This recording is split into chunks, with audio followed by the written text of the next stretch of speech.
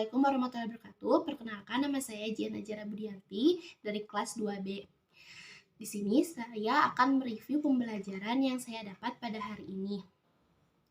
Materi pertemuan pada kali ini bertemakan Al-Quran sebagai sumber hukum Islam. Seperti yang kita ketahui, Al-Quran itu merupakan kalam Allah yang diturunkan oleh Allah Subhanahu wa Ta'ala kepada Nabi Muhammad melalui malaikat Jibril, yang dimana di dalamnya terdapat larangan dan perintah Allah Subhanahu wa Ta'ala, sejarah Nabi, hukum ahli waris, hukum perkawinan, hukum tentang hutang piutang, dan lain-lainnya. Yang intinya sebagai petunjuk bagi kehidupan kita. Al-Quran merupakan sumber hukum yang paling pertama atau utama.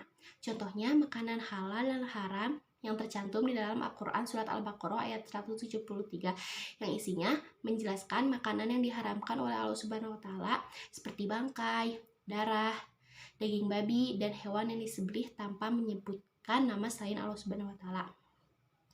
Adapun ayat Al-Quran yang jelas maknanya, yakni hukum fikih, zakat, dan puasa.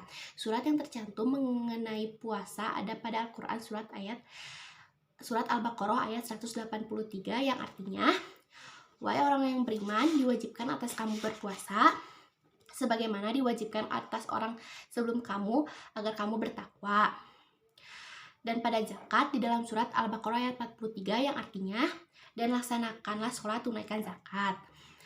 Al-Quran ini juga berhubungan dengan ilmu biologi. Sebagai contoh, seorang ibu wajib menyusui selama 2 tahun penuh, yang tercantum pada Al-Quran surat Al-Baqarah ayat 233 yang artinya, dan ibu-ibu hendaklah menyusui anak-anaknya selama 2 tahun penuh bagi yang ingin menyusui secara sempurna.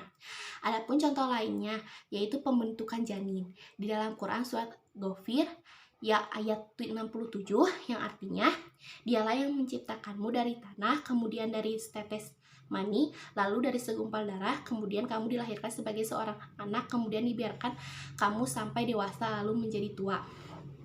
Adapun dalam surat Al-Alaq ayat 2 yang artinya, dia telah menciptakan manusia dari segumpal darah. Adapun ilmu kimia contohnya besi yang tercantum di dalam Al-Quran surat Al-Hadid ayat 23 yang artinya,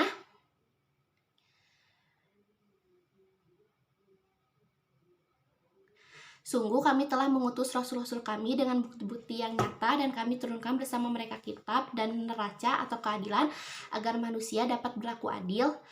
Dan kami menciptakan besi yang mempunyai kekuatan hebat dan banyak manfaat bagi manusia, dan agar Allah mengetahui siapa yang menolong agamanya dan rasul-rasulnya walaupun Allah tidak dilihatnya. Sungguhnya Allah Maha Kuasa dan Perkasa.